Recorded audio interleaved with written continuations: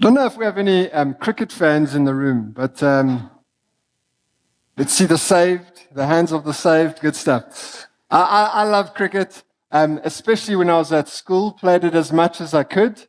And I don't know if we have other people of this opinion as well, but in my kind of opinion growing up, school didn't exist for education. It was more for organized sport. So I played cricket as much as I could. And particularly as I was getting older, I developed a bit of a rivalry with one of my teammates around who was the fastest bowler. And I remember every single practice session, when he would get in the net, it was his turn to practice batting, I'd do my best to tenderize him a little bit. And then when it was my turn to get into the nets, he tried his best to do it as well. I'd like to say mostly I smacked him around for sixes, but I remember one practice, there was this one particular ball that was just perfect. It was a full toss. It was coming in for a six. I could see the crowds raising their number 6 little banners, and I took my biggest swing perfectly. No, I didn't perfectly time it, completely freshied it, and earned my first broken rib. And it was quite painful. And what they don't tell you about a broken rib is that it's a nuisance, and there's nothing you can do. You can't wrap it in plaster press. You can't kind of do anything. You just have to suffer for 6 weeks. You can't sleep. Turning over is painful. Coughing, sneezing, everything is terrible. And I kind of managed to make it through, and I couldn't play sport, which was terrible. I actually had to focus on academics for a little while. And it was just painful. And as I was kind of getting better, the seasons were turning. I think it was kind of heading into winter a little bit. And I had held off a sneeze, and I just couldn't hold off any longer. And I let out the biggest sneeze and cracked my rib once again. And it was just terrible. And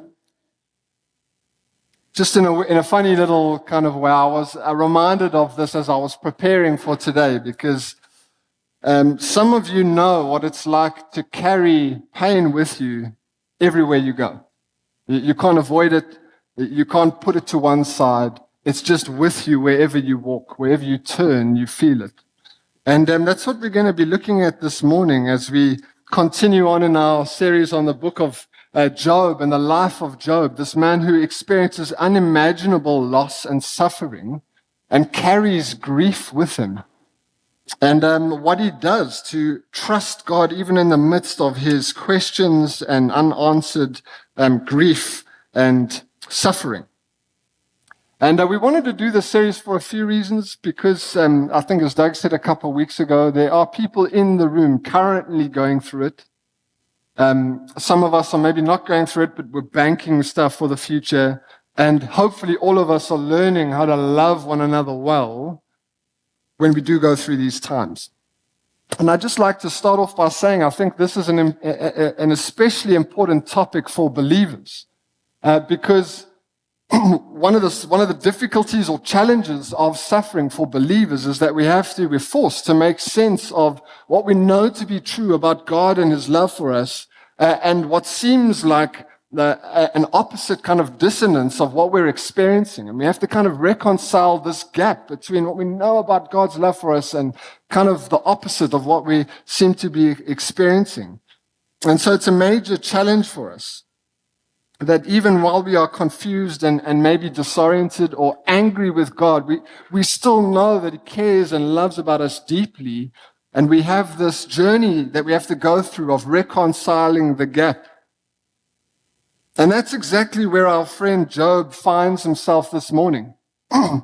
If you're coming into the movie halfway and you don't know the context, let me recap very quickly.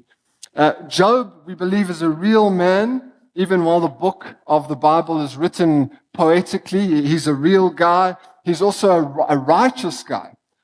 Several people in the Bible refer to him as one of the righteous men to ever live. I think it's Ezekiel who says Noah, Daniel, and Job are like the 3 biggest or most righteous men to ever live.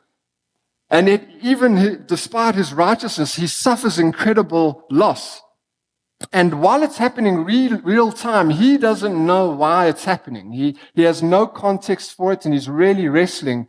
And reading the book, we have a little bit more of a context and we can zoom out and kind of see the fuller picture. And what we read is that Satan approaches God and has a bit of a wager with him and says, listen, let me take everything away from this guy. All his success, all his wealth, even his family. And this is what will happen. I bet you that if you let me do that, he'll deny you. He'll reject you. He won't believe in you anymore. He'll even curse you. And what we see by the end of Job is a guy who has somehow, in the midst of unimaginable loss and grief, has remained faithful to God and still clings on to hope in him, even when he can't make sense of what he's going through. And so what I want us to look at today is, how does Job look up when life gets him down? How does he cope through these seasons of incredible loss? How does he walk by faith in the midst of pain? How does he suffer when he doesn't know why he's suffering? And I think before we get to unpacking various portions of the story of his life and look at a few verses, I just want to maybe say this, and you'll know this already if you're going through grief, but there is no formula to grief here. So my 3 points here today are not the 3 biggest points that if you just do this, you'll come out the other side alive. Grief is up and down. But I do believe these are 3 helpful windows into a man who clings onto God in the face of unimaginable suffering. And I want us to look at 3 resources Christians have to face suffering. 3 resources Christians have to face suffering. And the first one is this, is the honesty of lament. Now, I want us quickly, as we get an overview of Job and his situation, just to kind of walk through the different phases and stages he finds himself in while he's processing his loss and while he finds himself grieving. Just to get us a window into his heart and soul. And remember, he's lost everything. His friends come around him to be with him, to comfort him. They're in silence, and then, as Doug said, they ruined it by starting to speak. And Job finds himself questioning and wondering why this happens. Like, did I do something? And that's the first thing he questions in Job 7. He's wondering if maybe he's done something to deserve this. He says in verse 20, "If I have sinned, what have I done to you, watcher of humanity?" And so he's really entered into the space of seeking and searching and questioning. Like, have I done anything to deserve this? Why is this happening, God? I don't understand. By chapter 12, he seems to have made a little bit of progress. And he says this in verse 10 of chapter 12. He says, "The life of everything, every living thing, is in his hand, as well as the breath of all humanity." Okay, this is encouraging. He's questioning, but he's come to a place of surrender, trusting that God is with him and that he's in God's sovereign care. He's trusting God. But maybe not for long. A couple chapters later, in chapter 17, verse 1 and 2, he's in the dumps of depression and dejection once again, and he says this, "My spirit is broken. My days are extinguished. A graveyard awaits me. Surely mockers surround me, and my eyes must gaze at their rebellion." 2 verses later, he says, verse 15 and 16, "Where then is my hope? Who can see any hope for me? Will it go down to the gates of Sheol, or will we descend together to the dust?" Right, this is just a picture of a man in incredible brokenness and feeling hopeless. In one way, it's beautiful that he can be so honest about this. And we see again, a few chapters later, he's kind of rallied a little bit, and in his questioning and in his exasperation, he gets to a place of at least trusting that God is still good and kind and fair. And he kind of gives this picture of a kind of courtroom. And he says this in chapter 23 from verse 2. He says, "Today also my complaint is bitter. His hand is heavy despite my groaning. If I only knew how to find him so that I could go to his throne. I would plead my case before him. I would fill my mouth with arguments. I would learn how he would answer me and understand what he would say to me. Would he prosecute me forcefully? No. He would certainly pay attention to me. Then an upright man could reason with him, and I would escape from my judge forever. And so what he's doing here in this court kind of analogy, what he's saying is, despite my lack of understanding and despite my unimaginable grief, I still know that God is fair. He's still a just God.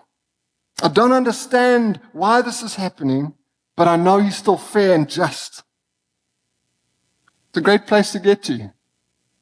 And in some ways, it would be wonderful if that's where Job kind of landed. But that's not how grief works, is it? Job chapter 30, one of the last things he says before his final friend and eventually God speaks, Job says this, "But when I hoped for good, evil came. When I looked for light, darkness came. I am churning within and I cannot rest. Days of suffering confront me." Part of why I wanted to give us an overview of Job's kind of suffering and grief journey is just to say this, that grief is messy. It's not clean. You don't move from brokenness to wholeness. It's not like, yeah, okay, you can suffer for 2 weeks, but then we kind of get back on the horse and get on with life. It's just not how it works. You don't become Mr. Positive all of a sudden. It's so up and down. And you see that in the life of Job. He's trusting God, then he's deeply disoriented. He's resting, and then he's wrestling. He's struggling, but he's still hoping. And you see the full picture of it. And what's amazing about Job is that the book tells us that despite his questions, it says he grieves without sinning. He grieves without sinning. He gets a little bit close at times in how he speaks to God, but he grieves without sinning. So how does he do that? And I'm convinced, having studied and read and lived in this book for a couple of weeks now, that I think one of the keys to Job's healing journey is that he learns how to lament. He learns how to lament. He learns to suffer well, partly because he learns to lament honestly. And maybe you're hearing that word for the first time. What is lamenting? What does that even mean? I would maybe give it this definition. I'd say lamenting is honest prayer in the midst of your pain that leads you to a place of trusting God. Right? It's honest prayer in the midst of your pain that leads you to a place of trusting God. It's quite amazing, right? Job feels a full freedom to bring his full brokenness and pain and even frustration and hash it out with God. Like this perfect righteous man who grieves without sinning says some pretty strong stuff to the Lord. And it's a major theme of this book, is this wrestling of his heart, trying to make sense of his pain, trying to kind of work it through. And it's such an encouragement to us that what he does is he laments. That's where he gets to. But I think when we suffer, we kind of tend to go one of two ways. We tend to either suck it up and suffer in silence and kind of just get on with life, pretend it doesn't exist, try push it down, ignore it. And so we're incredibly dishonest because God knows what's going on in our heart, but we don't want to tell him that. We lie and we hide it. Or we do the opposite end of the spectrum, where we give God the silent treatment because we're angry with him. And he doesn't deserve our kindness and our engagement. It's just sin. It's dishonesty and sin. And so what Job is telling us is that, no, there's a more beautiful, more honest, more life-giving, more freeing third way, and it's the way of lament. You don't have to pretend it doesn't exist. You don't have to give God the silent treatment. There's something more beautiful than suffering in silence. You don't need to be a silent sufferer. If you're finding yourself in this place this morning, I want to recommend a resource. It's a book called Dark Clouds, Deep Mercy.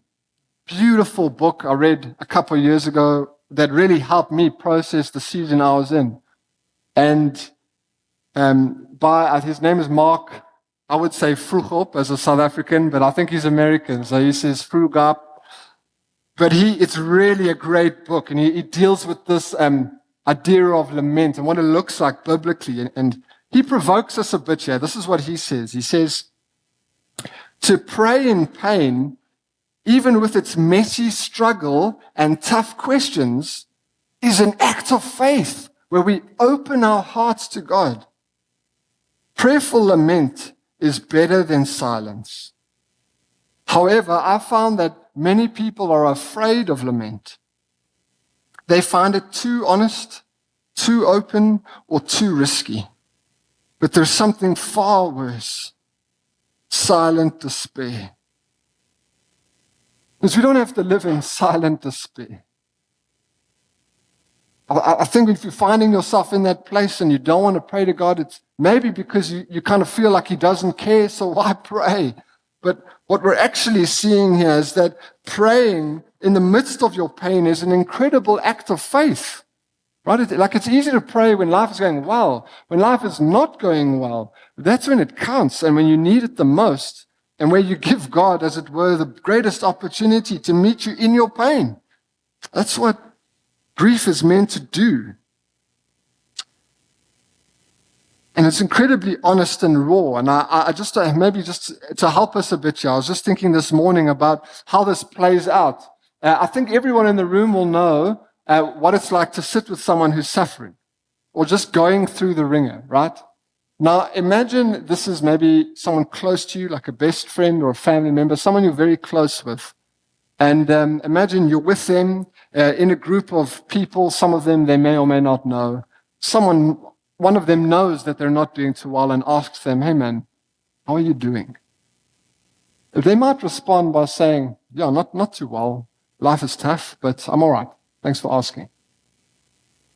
Now imagine the rest of those guys go away and it's just you and your mate who know each other well, who have a strong connection, strong relationship, and you ask them, hey man, how are you doing?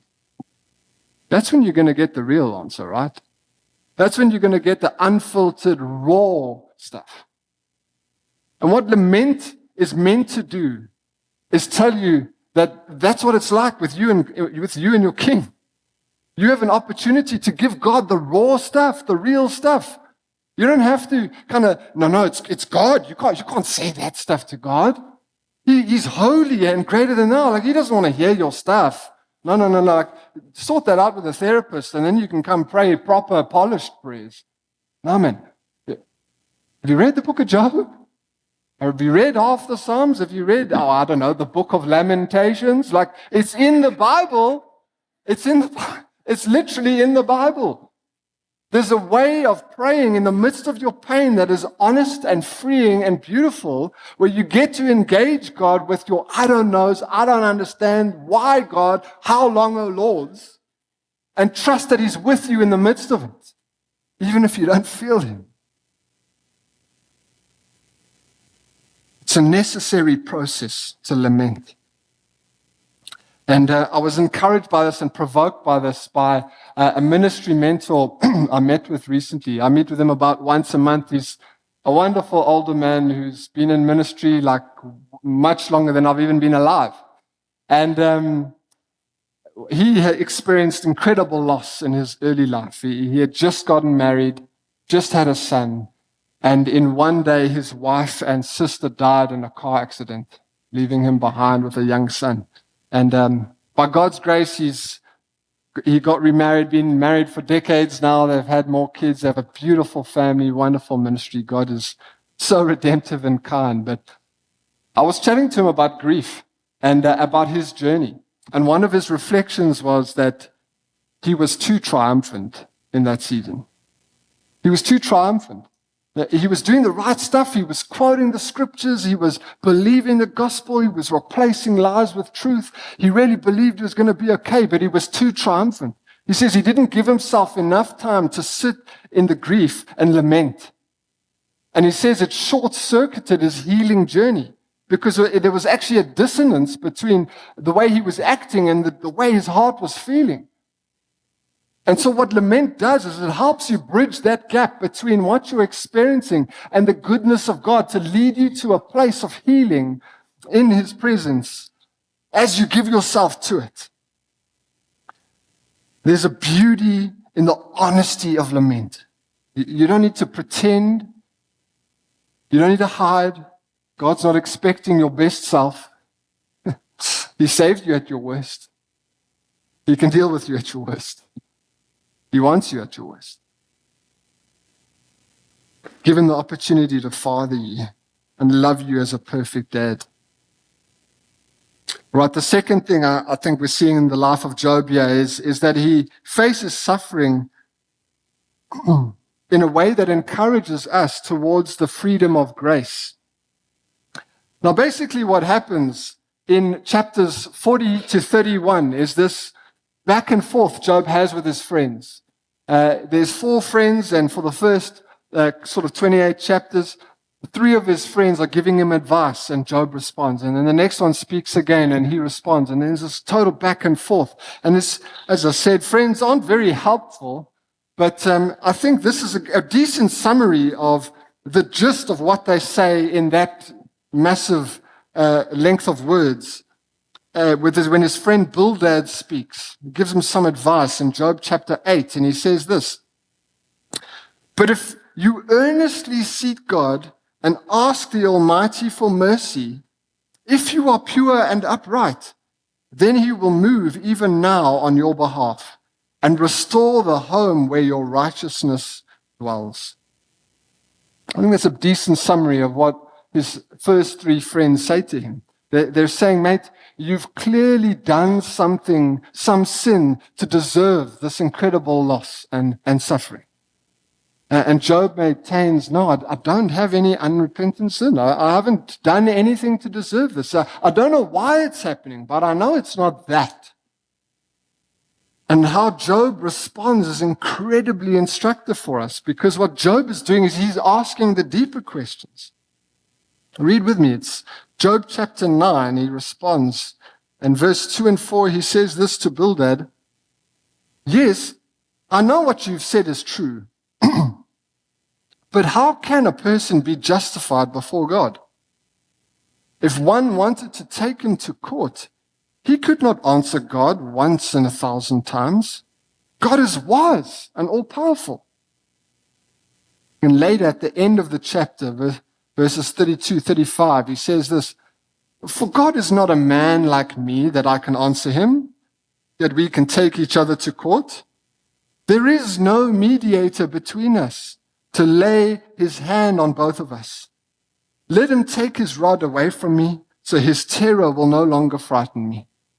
Then I would speak and not fear him. But that is not the case. I am on my own." See, what Job is essentially asking for is he just wants to know he's okay with God. He just wants to know that he's all right, that there's nothing in the way between them. And what he's saying is he can't know for sure where he stands because there is no mediator.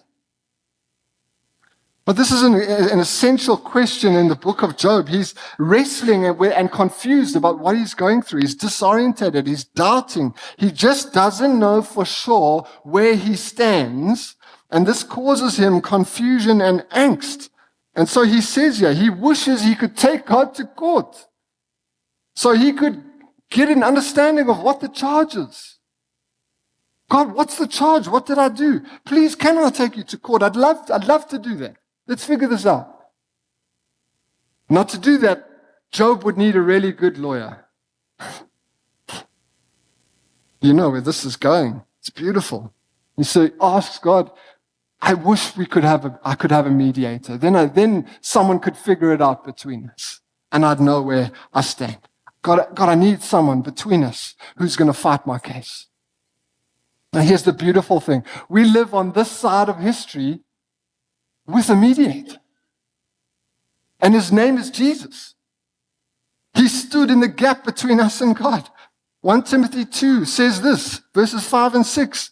For there is one God and one mediator between God and mankind, the man Christ Jesus, who gave himself as a ransom for all, a testimony at the proper time. See, friends, this is beautiful.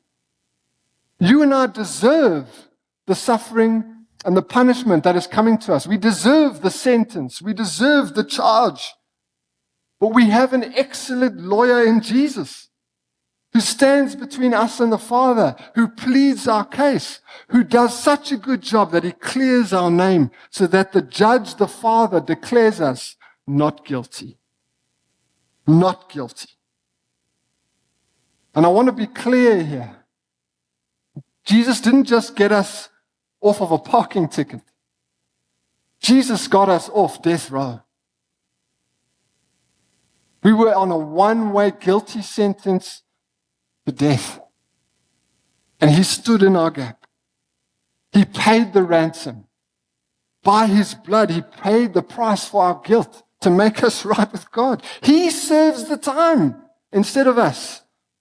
He dies on the cross for our sin in our place. Here's the good news, friends. Job needed a mediator. We have a mediator in Jesus. You can know for sure where you stand. You don't have to doubt or question or wonder what God thinks about you, feels about you, whether you're on his good side. You can know for sure where you stand.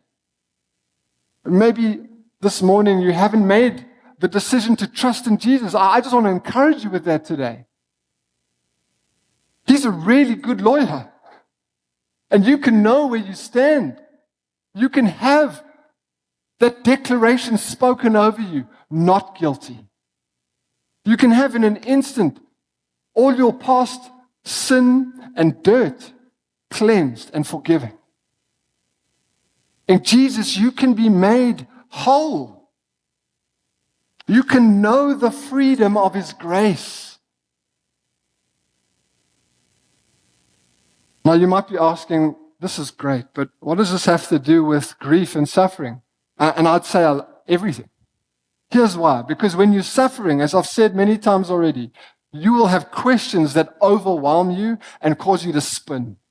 Your inner life will often feel like turmoil. You'll just be wrestling at a deep level that's hard to express, but you know what it's like if you're in there. The questions and unanswered objections that you have to your Father will even eat you up at times. There'll be a lot you don't know. But here's where we have to come back to. What do you know? What do you know? You might not know why you're suffering, but it can't be that God doesn't love you. It can't be that God doesn't care. It can't be that God has abandoned you. No, the gospel proves that those are not true. He dies for the ones he loves. It shows that he cares. It shows that he is committed to you, that he would leave heaven and come to seek and save you and I, those who were lost, that he would come and find us. You might not know why the things that are happening to you are happening. There'll be a lot you don't know. But what do you know? You know that you were bought at a price. You know that you are sons and daughters of the King of Kings and Lord of Lords. You know that his Spirit lives in you and will keep you to the end. You know that you can't wriggle your way out of your grip no matter how hard you might try. God's too strong to let go of you. What do you know? All these promises of God tell us that there is such freedom in his grace. I just want to make this clear. What does this mean about suffering and pain? I think it means this, that simply it means that you're not without help and hope today. You're not without his grace today. You're not going to suffer alone because you're not alone. His Spirit is with you and he will help you. He will never abandon you. But his grace frees us from the tyranny of despair. You can know where you stand. You can know the one who holds you. And so I think thirdly, just as we close here, I think Christians have the comfort of his presence as a resource to help us when we struggle. We have the comfort of his presence. See, in Job chapter 13, Job prays this prayer. He says, "Only grant these two things to me, God, so that I will not have to hide from your presence. Remove your hand from me. Do not let your terror frighten me. Then call, and I will answer. Or I will speak, and you can respond." Right? Job repeats these sentiments time and time again throughout the chapters that follow. And what he's really saying is he just wants to know the comfort of God's presence. Just wants to know that God is with him and for him.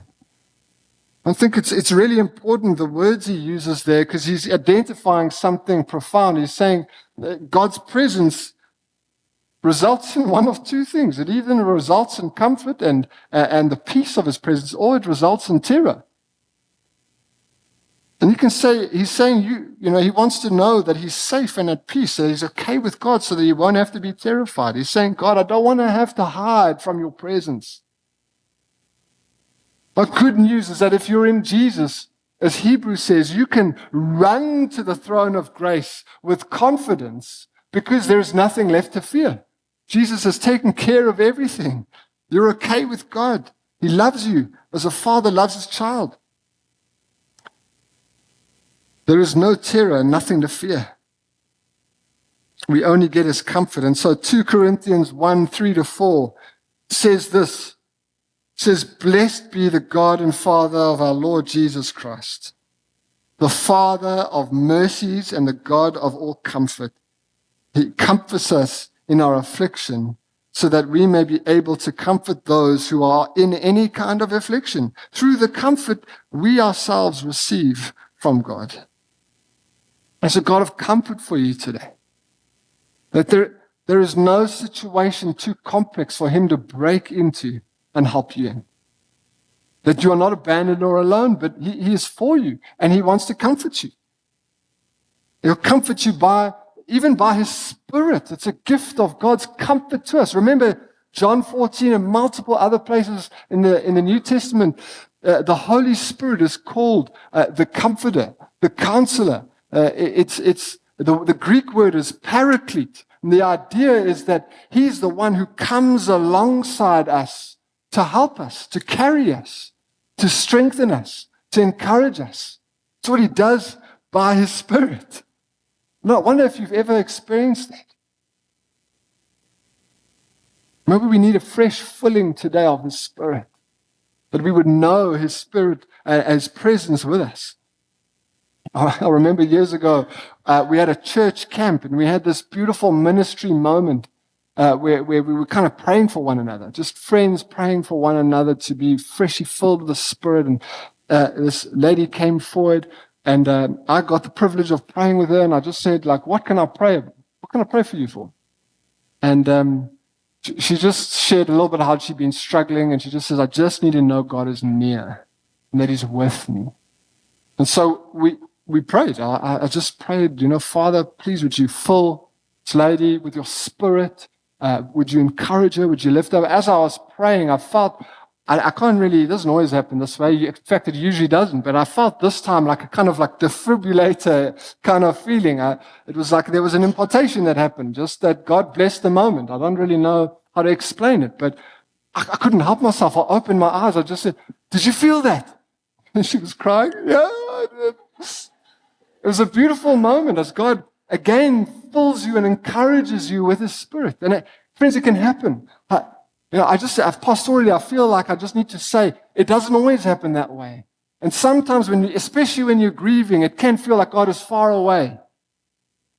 You can feel a distance between God, even though you've been brought near by the blood of Christ. It can feel like there's 1,000 miles between you and your Father. Grief kind of has a way of doing that. But this morning, we're going to pray for one another. We're going to pray for you to trust that God is with you. And maybe just maybe, he would bless us by again filling us with his Spirit, that we would know he's here, that you would have an undeniable sense of him being with you and for you. That he's holding us and we can trust him. I just want to end with Isaiah chapter 41, verse 10. So as we ready our hearts and kind of tell our hearts to again trust in this God who is with us and for us. Isaiah says this, he says, "Do not fear, for I am with you. Do not be afraid, for I am your God. I will strengthen you. I will help you. I will hold on to you with my righteous hand." Some of us just need to let that wash over us this morning. That he is with you. That he will strengthen you. That he will hold on to you. You will not slip through his hands. You will not slip through his hands. He knows what you're going through. And he loves you. He's with you. He's for you. We're going to have a ministry time and respond in a bit more worship. And let's just pray together as we come to a time of response, as we freshly trust in God to be with us and to help us and to strengthen us.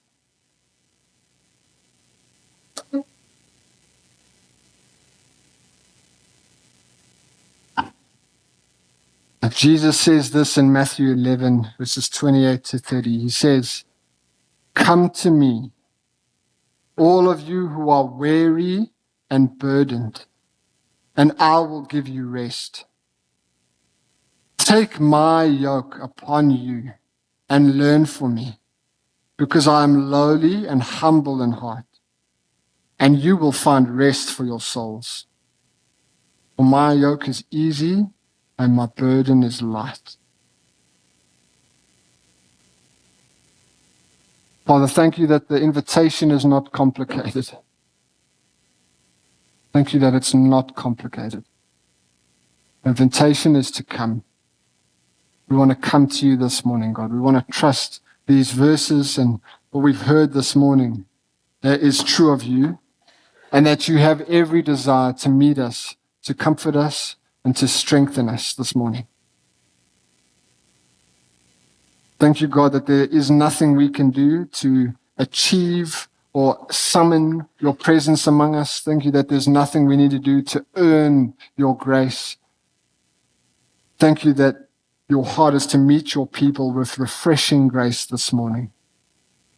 I pray for that right now, Lord, as we respond in singing and prayer.